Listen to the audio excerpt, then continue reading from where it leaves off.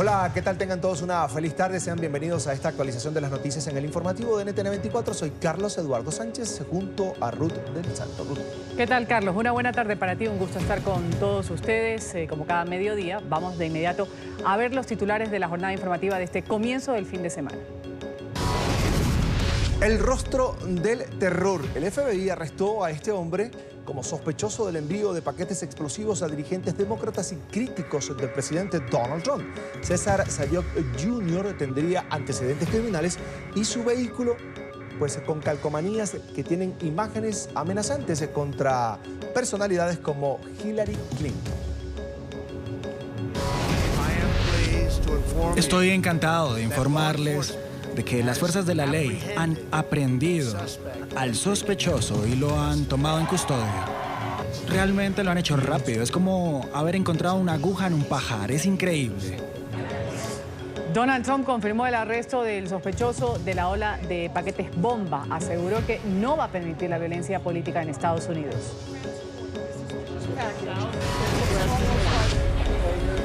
Siguen hallando paquetes sospechosos en centros de correo de los Estados Unidos. En Nueva York, California y Florida fueron interceptados artefactos explosivos que, pese a ser rudimentarios, son funcionales. Estamos en el lugar de la noticia. El presidente de los Estados Unidos estaría preparando una orden ejecutiva para impedir la entrada de inmigrantes por la frontera sur, incluidos los solicitantes de asilo. La diáspora venezolana no se detiene. Al menos 600 personas abandonan el país mensualmente por este terminal ubicado en Caracas, denominado Rutas del Sur. Espere más información en minutos.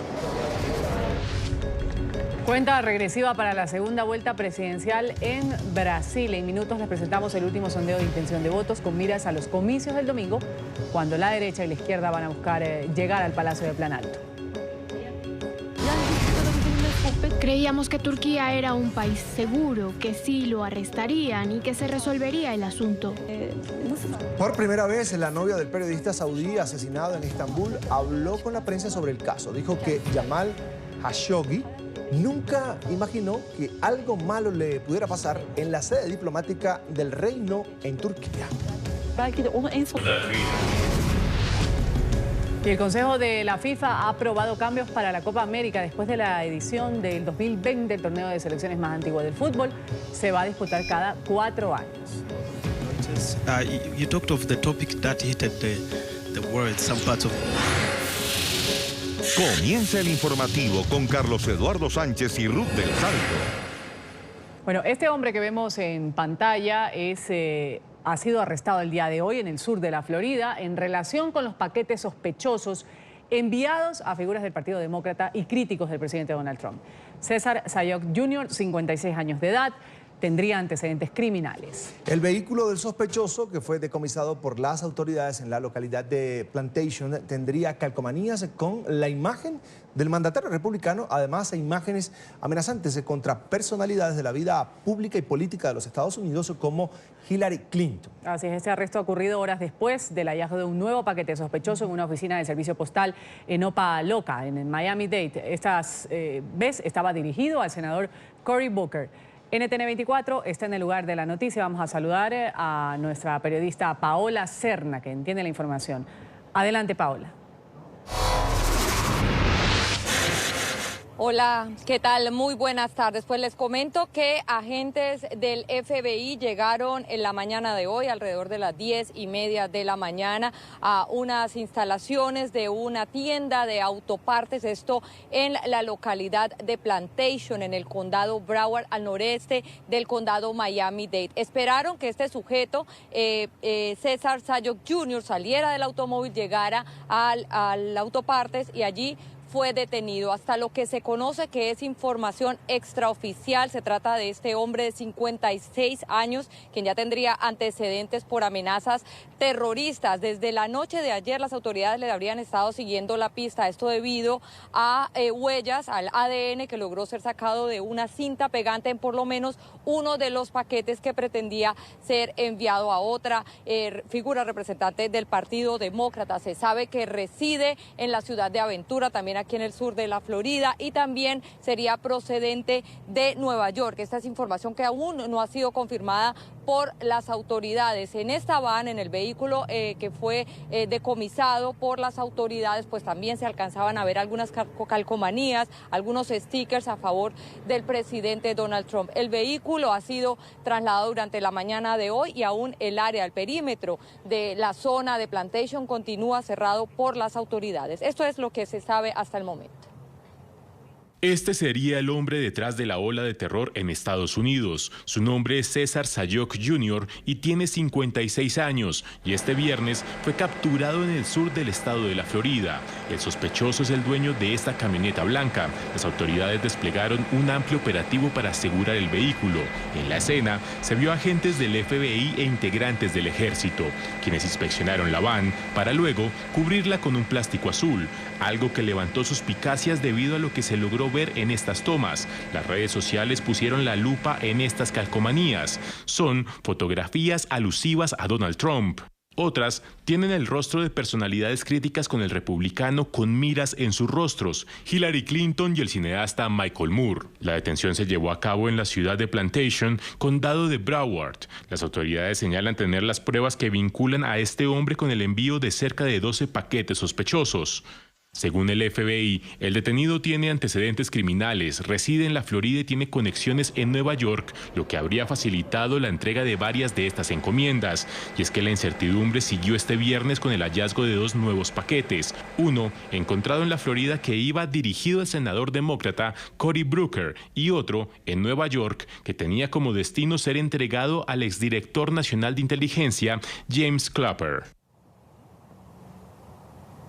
Y en este momento nos encontramos en el servicio postal de Opa-locka. Es el más grande del sur de la Florida y desde la tarde-noche de ayer agentes federales llegaron a este lugar para adelantar investigaciones por las sospechas de que por lo menos uno o varios paquetes habrían podido salir desde esta sede postal. Fue hallado justamente uno de los paquetes sospechosos que iba a ser enviado al senador Cory Booker. Este logró ser detenido en estas instalaciones. Hasta el momento es el único que ha sido hallado en esta instalación. Sin embargo, hay sospechas que el paquete que regresó a la oficina de la congresista demócrata Debbie Wasserman Schultz pudiera también haber salido desde estas instalaciones. Aún esta información no está confirmada. Sin embargo, la congresista ha manifestado su preocupación frente a lo que ha venido ocurriendo y el hecho de que estos paquetes que han sido enviados a figuras representativas del Partido Demócrata justamente contengan su nombre. Obviamente es devastador, perturbador que mi nombre se use de esa manera. Como ustedes saben, recibimos uno de los paquetes en nuestra oficina y obviamente cualquiera de los paquetes que no llegó habría podido llegar a la dirección de envío. Así que es siniestro, perturbador. Y nosotros nos vamos a asegurar.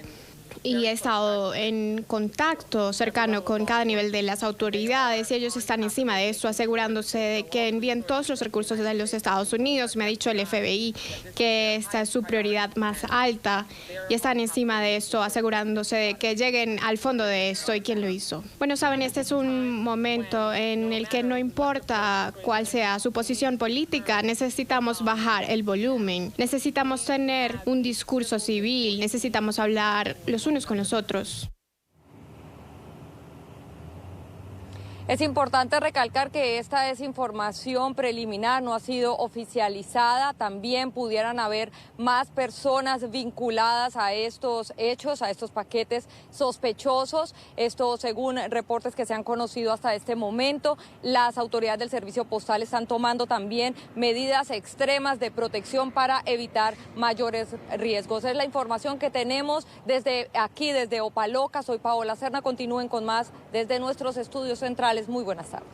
Una buena tarde, gracias a Paola por ese reporte. Y de Florida vamos a las ciudades de Washington, de Nueva York también. Comenzamos en la capital de Estados Unidos, donde hace pocos minutos justamente el presidente Donald Trump ha confirmado el arresto del sospechoso de haber enviado los paquetes bomba. El mandatario agradeció el accionar de las autoridades y aseguró que el detenido enfrentará una justicia rápida y certera. Afirmó que no se puede permitir la violencia política en la Unión Americana. Desde Washington, Emiliana Molina con el reporte. Emiliana, buena tarde. ¿Qué tal? Muy buenos días para ambos. Así es, hace pocos minutos, ante un discurso frente a líderes afroamericanos aquí en la Casa Blanca, el mandatario estadounidense agradeció en múltiples ocasiones a las autoridades por la captura de este presunto sospechoso del envío de los paquetes bomba. También el mandatario evadió nombrar por nombre a este sospechoso que, según las autoridades, como nos comentaba nuestra corresponsal en Miami, Paola Serna, es César Sayok Jr. El mandatario asegura que este sospechoso enfrentará todo el peso de la ley y la justicia rápida y certera. Y en un tono bastante triunfal y conciliador, le agradeció no solo a las autoridades, sino también a los medios de comunicación. Estoy encantado de informarles de que las fuerzas de la ley han aprehendido al sospechoso y lo han tomado en custodia. Realmente lo han hecho rápido, es como haber encontrado una aguja en un pajar, es increíble. Nunca debemos permitir que la violencia política tome raíz en este país, eso no puede suceder y yo estoy comprometido a hacer todo lo que pueda, lo que esté a mi alcance como presidente para detenerla y para detenerla ahora mismo. Hace pocos minutos el mandatario sostuvo un tono bastante conciliador, asegurando que no va a permitir la violencia política en Estados Unidos. No mencionó por nombre a las personas que se vieron afectadas por el envío de estos paquetes y tampoco mencionó que todos eran demócratas. Incluso durante las horas de la madrugada, desde las 3 de la mañana, hemos visto un tono bastante diferente por parte del mandatario estadounidense en sus redes sociales en Twitter, donde tuiteó a las 3 de la madrugada criticando nuevamente a la cadena estadounidense que recibió uno de estos paquetes bombas, asegurando que él no es el culpable de que se envíe este tipo de artefactos a otras personas y que cuando él critica precisamente a estos medios que lo critican a él de no ser presidencial, pero mostró también en otro trino que el hecho de que los medios de comunicación hablen tanto del envío de estos paquetes bomba está frenando de cierta manera la votación por parte de los republicanos ante las elecciones legislativas el próximo 6 de noviembre, nuevamente llamando a su partido a que salgan a las urnas a votar. Así que hemos visto en las últimas horas un tono bastante diferente por parte del mandatario estadounidense. Esta es toda la información que tenemos ahora en directo desde la Casa Blanca. Emiliana Molina, regreso al Centro Internacional de Noticias. Emiliana, gracias por ese reporte. Una buena tarde. Y por tercer día consecutivo, las autoridades de Nueva York han interceptado un paquete sospechoso. El sobre de hoy fue encontrado en un centro de distribución de correo en Manhattan. Tras confirmarse el hallazgo del elemento peligroso, las autoridades acordonaron el sector y procedieron además a removerlo. NTN 24 en el lugar de la noticia con Alejandro Rincón. Alejandro.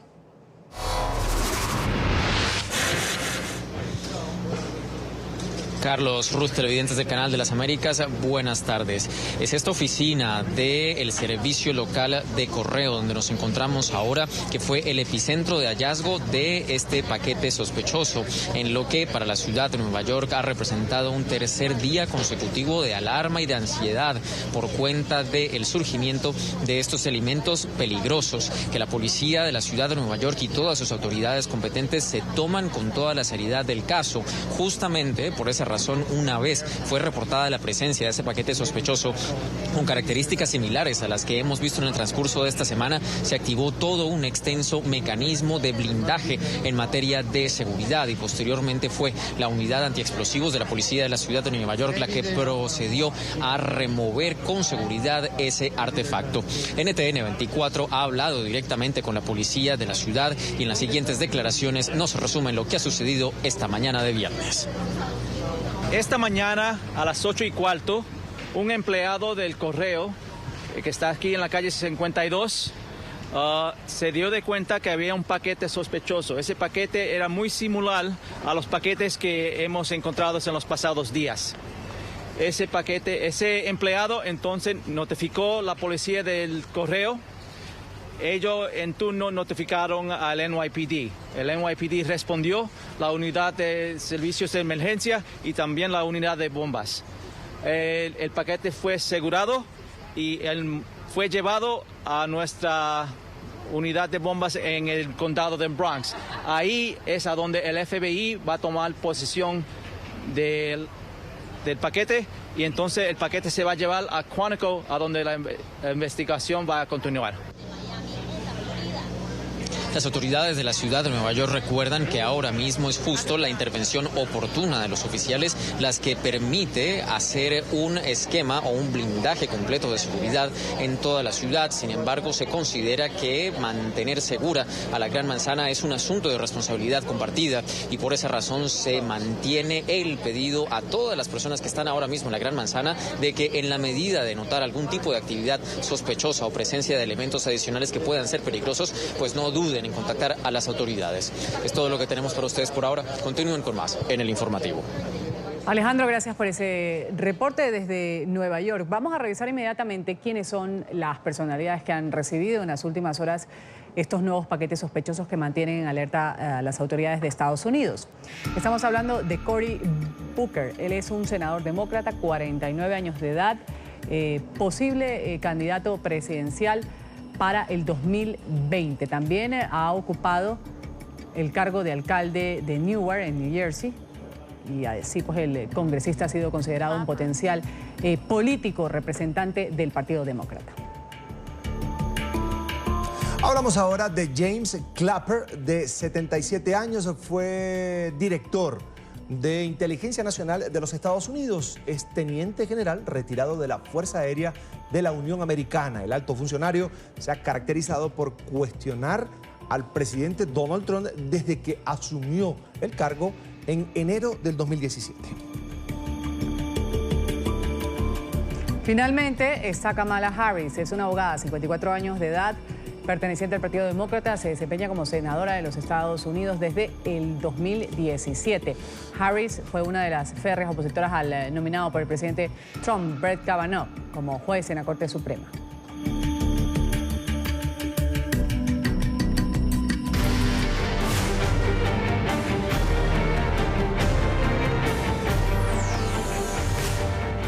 Y Donald Trump estaría estudiando aprobar el cierre de la frontera de Estados Unidos con México para frenar así a los inmigrantes centroamericanos que se dirigen a la zona de frontera para solicitar asilo, según informaron medios estadounidenses. Se trataría de una medida similar al veto migratorio a musulmanes en el año 2017. La ley ampara a los inmigrantes que huyen de la persecución a solicitar asilo una vez que llegan a la Unión Americana, pero el presidente Trump pretende suspender esta provisión para los centroamericanos por seguridad nacional. Nuestra periodista en Washington, Carolina Valladares, tiene el reporte hasta ahora. Carolina. ¿Qué tal? Buenas tardes desde Washington. Estos serían, según el Washington Post y también el New York Times, los planes de la Casa Blanca. De esta forma, el presidente de los Estados Unidos, Donald Trump, podría cerrarle la frontera a los miles de indocumentados, pero también muy importante a aquellos que quieren pedir asilo de esta caravana de migrantes que partía hace 2 semanas de Honduras. Hace apenas unas horas era el propio Donald Trump quien alimentaba esta incógnita a través de Twitter. Los Estados Unidos han estado gastando miles de millones de dólares al año en inmigración ilegal. Esto no va a continuar. Los demócratas deben darnos los votos para aprobar leyes fuertes, pero justas. Si no, nos veremos obligados a jugar una mano mucho más dura.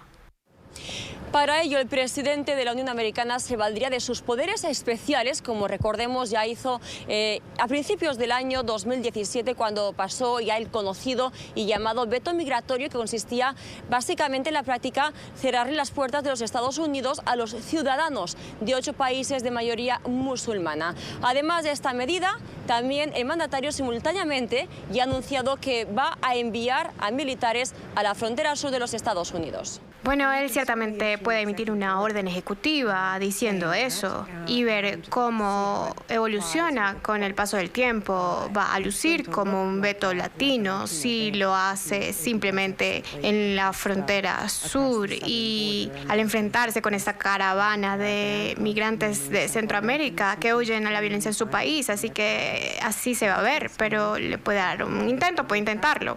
A pesar de las advertencias, también medidas que ya está implementando Donald Trump, la caravana de migrantes prosigue su camino hacia el sur de los Estados Unidos. Desde Washington, Carolina Valladares para NTN 24. Carolina, y este viernes se comenzaron a llegar a México los integrantes de la segunda caravana de migrantes centroamericanos que tiene como objetivo llegar precisamente a territorio de los Estados Unidos. Los migrantes que se calculan son 1.500 cruzaron en grupos pequeños el río Suchiate, que sirve de frontera entre Guatemala y México. Entre tanto, la primera caravana que ya está cruzando territorio mexicano está conformada por 7.000 personas y partió el 13 de octubre desde San Pedro Sula, en Honduras. Ya suma más de 180 kilómetros de los más de 2.000 para llegar a la frontera con Estados Unidos.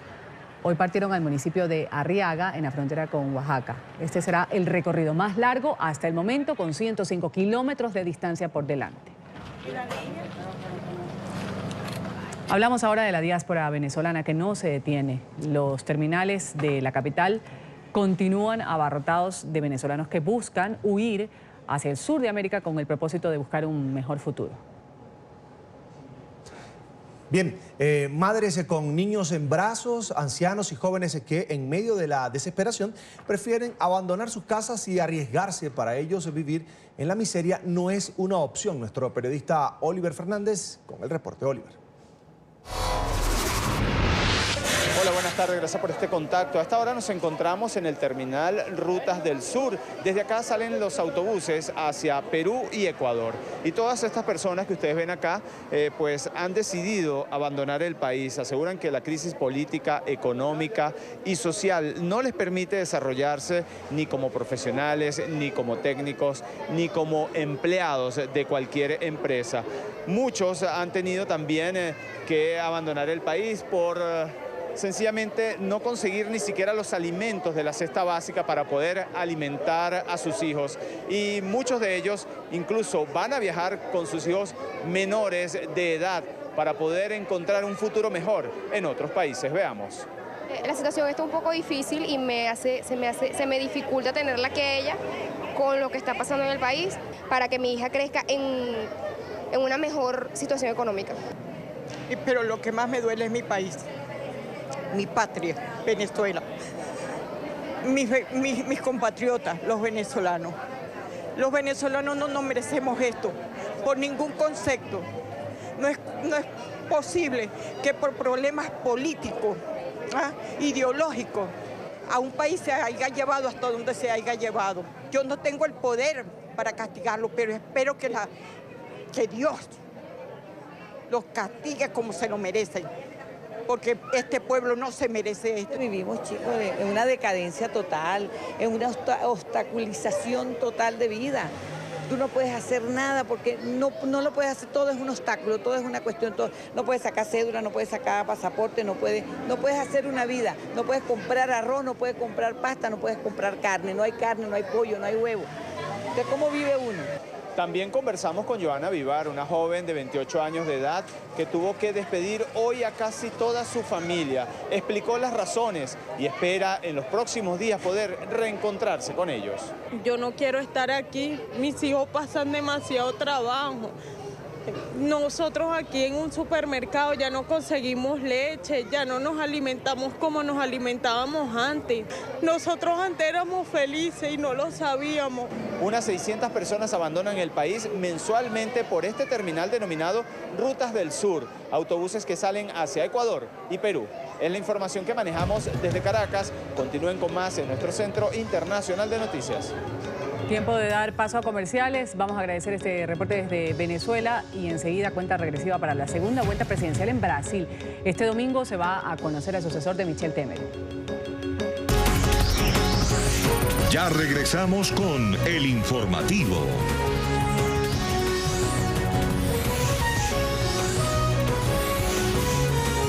Continuamos con El Informativo.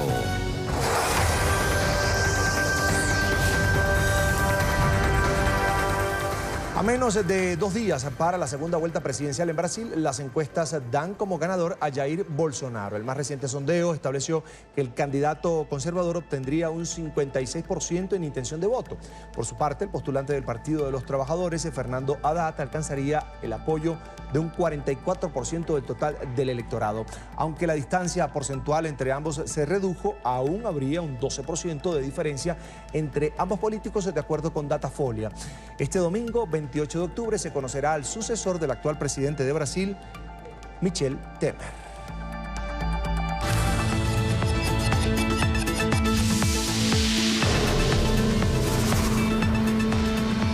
En Colombia, las autoridades han detenido a Jesús Gabriel Trujillo Jara, alias Caqueteño, señalado de ser el jefe de la banda del narcobús accidentado en Ecuador el pasado 14 de agosto en una carretera cerca de Quito. En este hecho fallecieron 23 personas y 22 resultaron heridas. El sospechoso sería el presunto líder de una agrupación criminal dedicada al tráfico de estupefacientes en 3 departamentos del país y cuyos tentáculos llegaban hasta Ecuador, Perú y Chile. Tras su detención, tendrá que responder por los delitos de concierto para delinquir y tráfico y porte de estupefacientes. Y los habitantes de Nayarit, en México, continúan en espera de ayuda gubernamental en medio de las inundaciones tras el paso del huracán Huila. Las autoridades calculan que el ciclón de categoría 13 dejó por lo menos 150.000 damnificados. Varias calles de la ciudad de Tuxpan quedaron bajo el agua. Los residentes publicaron varios videos en redes sociales donde se aprecia los daños causados por las inundaciones. En Chile, el presidente Sebastián Piñera ha firmado un proyecto de ley de delitos informáticos y anunció un instructivo presidencial de ciberseguridad para el Estado. Pero, ¿qué tipo de delito tipifica este proyecto? René Arriagada, desde Santiago, lo explica. René, buena tarde. Exacto, como están televidentes de NTN 24, se trata de un proyecto de ley firmado por el presidente Sebastián Piñera que se presenta entonces como una renovación a lo que ya existe vigentemente contra la ley de delitos, de los ciberdelitos que existen en nuestro país y además la presentación de un instructivo que busca también combatir los ciberataques hacia el Estado. Hasta ahora lo que existe es una ley que existe en el Código Penal donde se tipifican 4 formas de delito solamente, pero que según en voz del propio presidente está obsoleto, que requiere un recambio en cuanto a las penas también y a la modernización, apegándose también a principios internacionales. Vamos a escuchar qué es lo que dijo el presidente Piñera cuando presenta este proyecto de ley. Estamos muy contentos de poder avanzar simultáneamente hacia incorporar en plenitud la nueva revolución tecnológica y la sociedad del conocimiento de la información y al mismo tiempo hacerlo sin ingenuidad, con prudencia, con responsabilidad, garantizando que esta revolución va a estar al servicio de la calidad de vida de los chilenos. Dentro de los delitos que se busca perseguir con este nuevo proyecto de ley está, por ejemplo, la intromisión en comunicaciones, el robo de información o la intromisión, por ejemplo, en ciertos portales con información privilegiada que estarían entonces combatiéndose. Pero además de eso, se habla del fraude, quizás el fraude informático por el cual se podría llegar a penas de hasta 5 años de prisión, según lo que plantea este nuevo proyecto. Sin embargo, hay académicos con los que tuvimos la oportunidad de conversar, quienes plantean que todavía esto está muy lejos de los parámetros internacionales por los que se debe combatir este tipo de delitos. Vamos a escuchar lo que nos plantea el abogado Carlos Royce. Nos dicen que el fraude informático es el que engaña a otro, es decir, es básicamente la misma figura que actualmente existe en el Código Penal. Ese es un tema particularmente crítico que va a tener que revisarse en el Congreso. Y ese asunto, en los términos en que se difundió en la prensa, reitero, no está bien concebido. Opiniones sobre un proyecto de ley que aún no ve la luz y que seguramente va a tener que ser largamente discutido en el Congreso de Chile. Hay quienes dicen que todavía falta mucho, que recién un punto de partida para poder entonces ponerse al día en cuanto a lo que es la legislación internacional. Es parte de lo que podemos informar a esta hora. Adelante ya ustedes en nuestro Centro Internacional de Noticias. Vamos a agradecer este reporte desde Argentina. Hablamos ahora de la Miss Paraguay. Esto le sucedió en un concurso. Miss Grand Paraguay.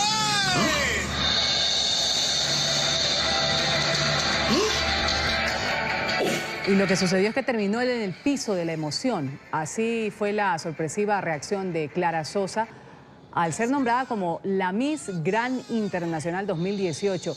No soportó la joven la emoción, se desmayó al saberse ganadora de este concurso. La otra competidora de India no sabía qué hacer, desconcertada miraba hacia los costados para pedir auxilio.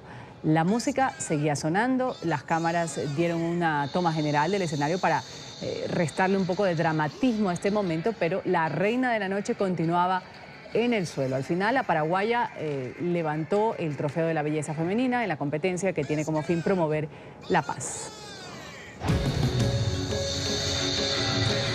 Hacemos una nueva pausa en esta emisión de noticias y cuando regresemos, un ataque en una guardería en China deja 14 niños heridos.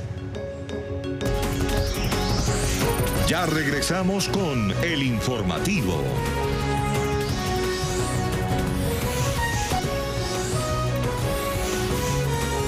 Continuamos con el informativo.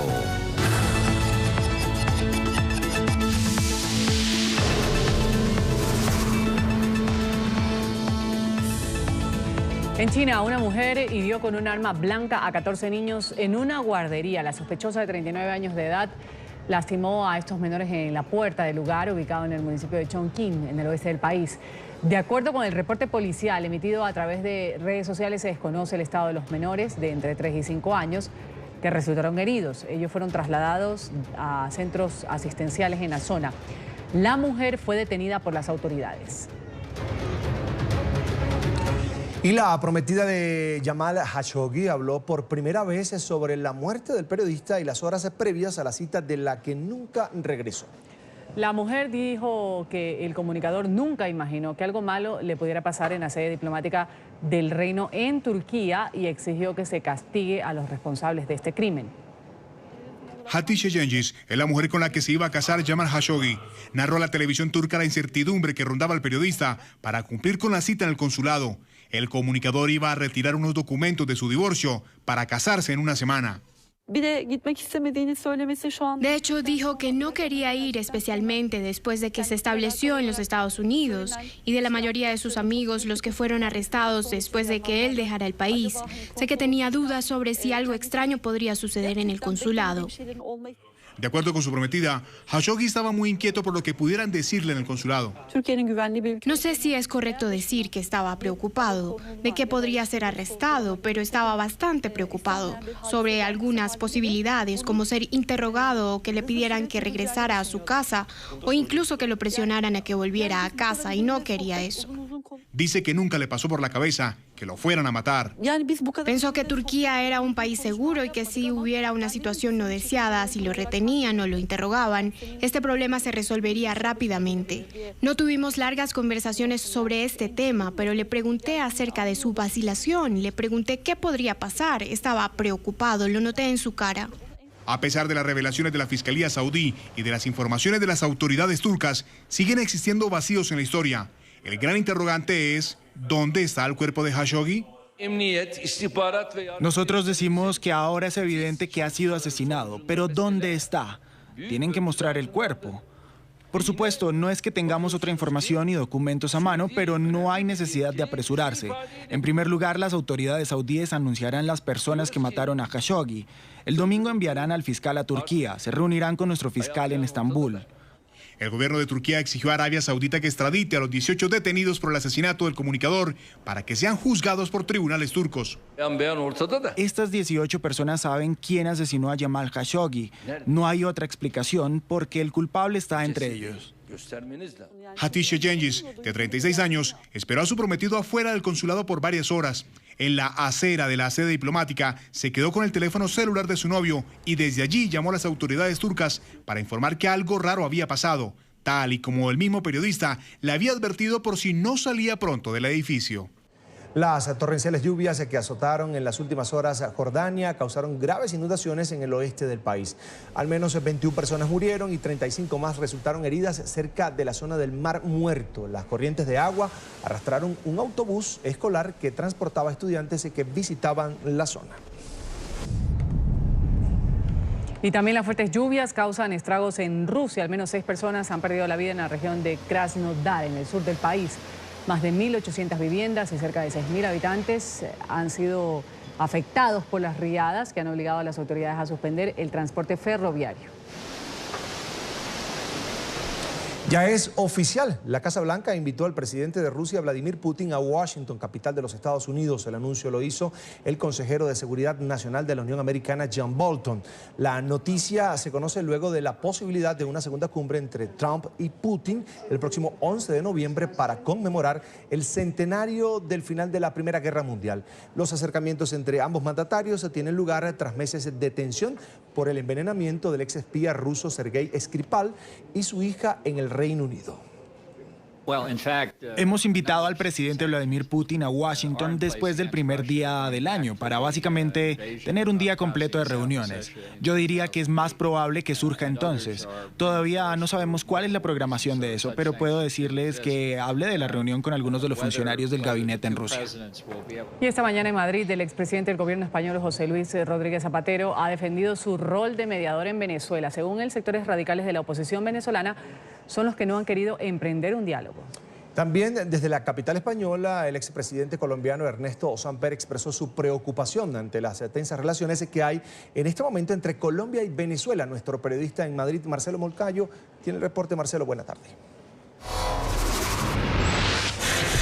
Hola, ¿qué tal? Un saludo para todos ustedes desde Madrid, amigos televidentes de este día aquí en Casa América. Los expresidentes de Colombia, Ernesto Samper, y de España, José Luis Rodríguez Zapatero, hablaron de Venezuela. Samper asegura que le preocupan oír los tambores de guerra que estarían sonando entre Colombia y Venezuela, mientras que Rodríguez Zapatero defendió su rol de mediador en Caracas.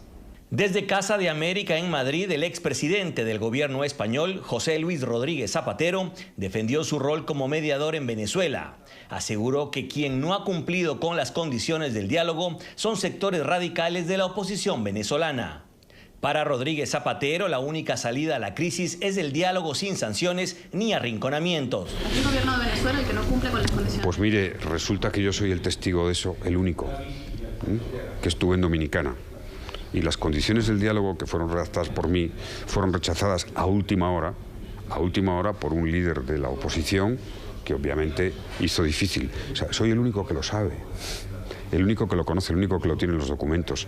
Entonces, no admitiré jamás faltar a la verdad. Rodríguez Zapatero aseguró además que lleva más de 3 años haciendo ingentes esfuerzos para evitar que la situación en Venezuela escale a otros niveles.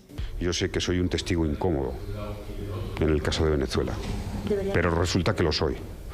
Y resulta que lo he hecho y que lo soy después de hacer un esfuerzo ingente, durante más de 3 años, para que allí no estalle un conflicto, para que allí salgan presos de la cárcel, a lo que me he dedicado de una manera muy directa y facilitando la liberación de muchas personas, o a evitar, como fue en junio del 2016 y julio de 2016, que hubiera allí un auténtico conflicto civil cuando hubo grandes movilizaciones. De su parte, el expresidente colombiano Ernesto Samper, quien estuvo con Rodríguez Zapatero en Casa de América, expresó su preocupación por los sonidos de guerra que estarían sonando entre Colombia y Venezuela. Yo creo en la buena fe del presidente Duque. Él ha dicho que no es belicista, pero no es suficiente. Creo que tenemos que desarmar los espíritus, aún en los momentos más difíciles de la relación entre Colombia y Venezuela. Amigos televidentes, además Rodríguez Zapatero aseguró que le entristece el éxodo venezolano. Este es el informe Marcelo Moncayo, NTN 24, Madrid.